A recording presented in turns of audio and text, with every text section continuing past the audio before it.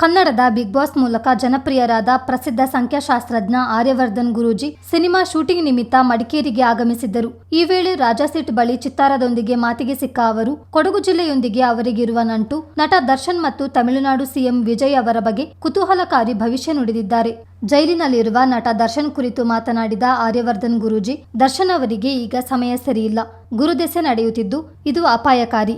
ಈ ಸರ್ಕಾರ ಇರುವವರೆಗೂ ದರ್ಶನ್ ಹೊರಬರಲ್ಲ ಎಂದರು. 2027ರ ನಂತರ ದರ್ಶನ್ ಜೀವನ ಅದ್ಭುತವಾಗಿರುತ್ತೆ. ಮತ್ತೆ ಸಿನಿಮಾಗಳಲ್ಲಿ ಮಿಂಚಲಿದ್ದಾರೆ. ದರ್ಶನ್ ಅವರಿಗೆ ಅಪಾರ ಅಭಿಮಾನಿ ಬಳಗವಿದ್ದು ಹೊಸ ತಂಡ ಕಟ್ಟಿಕೊಂಡು ರಾಜಕೀಯಕ್ಕೆ ಬರಬೇಕು. ಅಭಿಮಾನಿಗಳನ್ನು ಮತಗಳಾಗಿ ಪರಿವರ್ತಿಸಬೇಕು. ಚಾಣಕ್ಯನಂತೆ ಬದುಕಬೇಕು. ಮುಂದೆ ಒಳ್ಳೆಯ ದಿನಗಳು ಬರಲಿವೆ ಎಂದು ಭವಿಷ್ಯ ನುಡಿದರು.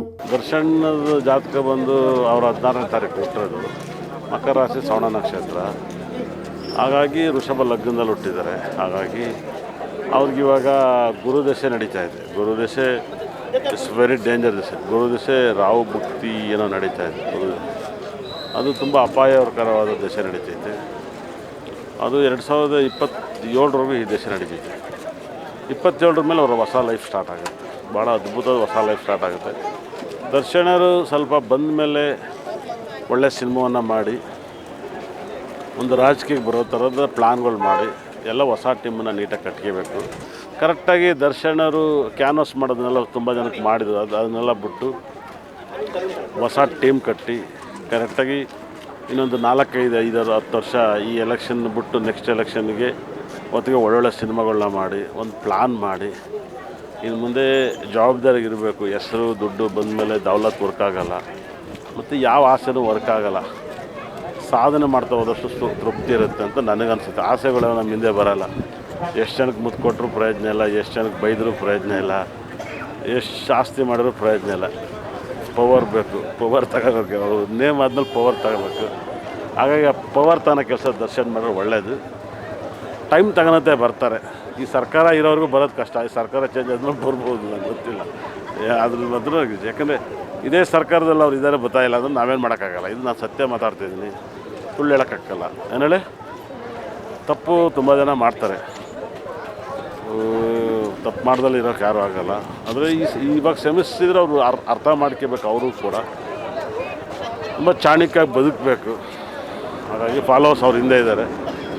ಫಾಲೋವರ್ಸನ್ನು ಕೂಡ ಅವ್ರನ್ನ ವೋಟ್ ಕನ್ವರ್ಟಾಗಿ ಮಾಡ್ಕೊಂಡು ಪವರ್ ತಗೋಬೇಕು. ಹಾಗಾಗಿ ಸಖತ್ ವೈಬ್ರೇಷನ್ ಇದೆ, ತುಂಬ ಒಳ್ಳೆಯದಾಗುತ್ತೆ. ನೋಡಬೇಕು, ಈ ಮುಂದಿನ ತಿಂಗಳು ಗುರು ಚೇಂಜ್ ಆಗ್ತಾರೆ. ಅದರಿಂದ ಏನಾದ್ರು ಅವ್ರ ಮನೆಯಲ್ಲಿ ಯಾರು ಒಳ್ಳೆ ಲಾಯರ್ನ ಹಿಡಿದು ಕರೆಕ್ಟಾಗಿ ಮೇಂಟೈನ್ ಮಾಡೋರಾಗಬೇಕು. ಮುಂದೊಂದು ದಿನ ತಮಿಳುನಾಡಿನ ಮುಖ್ಯಮಂತ್ರಿ ಜೋಸೆಫ್ ವಿಜಯ್ ಜೈಲಿಗೆ ಹೋಗ್ತಾರೆ ಎಂದು ಆರ್ಯವರ್ಧನ್ ಗುರೂಜಿ ಹೇಳಿದ್ದಾರೆ. ವಿಜಯ್ ಮತ್ತು ಕಾಂಗ್ರೆಸ್ ಪಕ್ಷ ಜೊತೆಯಾಗಿದ್ದರೆ ಪ್ರಧಾನಿ ಮೋದಿಯವರನ್ನೇ ಕೆಡವಬಹುದಿತ್ತು ಎಂದಿರುವ ಅವರು, ಭವಿಷ್ಯದಲ್ಲಿ ವಿಜಯ್ ಪ್ರಧಾನಿ ಆಗ್ತಾರೆ, ನಟಿ ತ್ರಿಷಾ ಸಿಎಂ ಆಗ್ತಾರೆ ಎಂದು ಹೇಳಿದ್ದಾರೆ. ತಮಿಳು ವಿಜಯ್ ಗೆಲ್ತಾರೆ ಅಂತ ನಾನು ಒಬ್ಬನೇ ಹೇಳಿದ್ದು. ದೇಶದ ಪ್ರೈಮ್ ಮಿನಿಸ್ಟರ್ ಕೂಡ ಆಗ್ತಾರೆ ವಿಜಯ್. ಮೋದಿಗೆ ಟೆಕ್ಕರ್ ಕೊಡೋ ಅಂಥ ಕ್ಯಾಂಡಿಡೇಟ್ ಆಗ್ತಾರೆ. ಈ ಸಲ ಕರೆಕ್ಟಾಗಿ ಪ್ಲಾನ್ ಮಾಡಿದರೆ ಕಾಂಗ್ರೆಸ್ಸು ವಿಜಯ್ ಇಬ್ಬರು ಸಪೋರ್ಟ್ ಮಾಡಿದ್ರೆ ಮೋದಿನೇ ಕೆಡಬೋದು. ಅವರು ವಿಜಯ್ ಮಕ್ಕಕ್ಕೆ ವೋಟ್ ಬೀಳ್ತವೆ, 100% ಬೀಳುತ್ತೆ. ಕಾಂಗ್ರೆಸ್ ಕರೆಕ್ಟಾಗಿ ಪ್ಲಾನ್ ಮಾಡಿದರೆ ಮೋದಿನೇ ಕೆಡಬೋದು. ಅದರಲ್ಲೇ ಒಂದು ಗ್ಯಾಮ್ಲಿಂಗ್ ತಾನೆ ರಾಜಕೀಯ ಅನ್ನೋದು. ಒಂದು ಅದೊಂಥರ IPL ಮ್ಯಾಚ್ ಇದ್ದಂಗೆ, ಗೆಲ್ಲು ದುಡ್ಡು ಮಾಡೋ ಆ ಥರ ಆಗುತ್ತೆ. ಬೀಳಲ್ಲ. ಮೈತ್ರಿ ಸರ್ಕಾರ ಏನಲ್ವಲ್ಲ, 9 ಸೀಟ್ ತಾನೆ. ಹಾಗಾಗಿ ಅವ್ನು ಪ್ರೈಮ್ ಮಿನಿಸ್ಟರ್ ಆಗ್ತಾನೆ. ಅದು ವಿಜಯ್ ಕೂಡ ಜೈಲಿಗೆ ಹೋಗ್ತಾರೆ. ವಿಜಯ್ ಜೈಲಿಗೆ ಹೋಗ್ತಾರೆ. ಮುಂಚೆಲೇ ಎಲೆಕ್ಷನ್ ಮುಂಚೆನೇ ಪ್ರೆಡಿಕ್ಷನ್ ಮಾಡಿದ್ವಿ, ವಿಜಯ್ ಕೂಡ ಜೈಲಿಗೆ ಹೋಗ್ತಾರೆ. ಹಾಗಾಗಿ ವಿಜಯ್ ಕೂಡ ಜೈಲಿಗೆ ಹೋಗ್ತಾರೆ. ಇದನ್ನು ನೋಡಿ ಕೇಳಿಬೇಕಾದ್ರೆ ಅವ್ರಿಗಿನ್ನೊಂದು 10-12 ವರ್ಷ ಟೈಮ್ ಚೆನ್ನಾಗಿದೆ, ತುಂಬ ಅದ್ಭುತವಾದ ಟೈಮ್. ತ್ರಿಷಾ ಕೂಡ ತಮಿಳ್ನಾಡು CM ಆಗ್ಬೋದು. ನೋಡಿ ಇವಾಗ ಕಣ್ಣಂಗೆ ಮ್ಯಾಕ್ ಬಿಡ್ತೀರಾ. ಹಾಗಾಗಿ ಅದು ಅದ್ಭುತವಾಗಿರ್ತಿದೆ, ತುಂಬ ವೈಬ್ರೇಷನ್. ಕೊಡಗಿನ ಸೋಮವಾರಪೇಟೆಯಲ್ಲಿ ಆರ್ಯವರ್ಧನ್ ಗುರೂಜಿ ಅವರ ಸಂಬಂಧಿಕರಿದ್ದು ಆಗಾಗ್ಗೆ ಇಲ್ಲಿಗೆ ಬರುತ್ತಿರುತ್ತಾರೆ. ಹೆಚ್ಚಾಗಿ ದೇವಸ್ಥಾನಗಳಿಗೆ ಭೇಟಿ ನೀಡುವ ಅವರು ಜಿಲ್ಲೆಯ ಪ್ರವಾಸಿ ತಾಣಗಳಿಗೆ ಹೋಗಿಲ್ಲ ಎಂದಿದ್ದಾರೆ. ಚಿತ್ತಾರ ನ್ಯೂಸ್, ಮಡಿಕೇರಿ.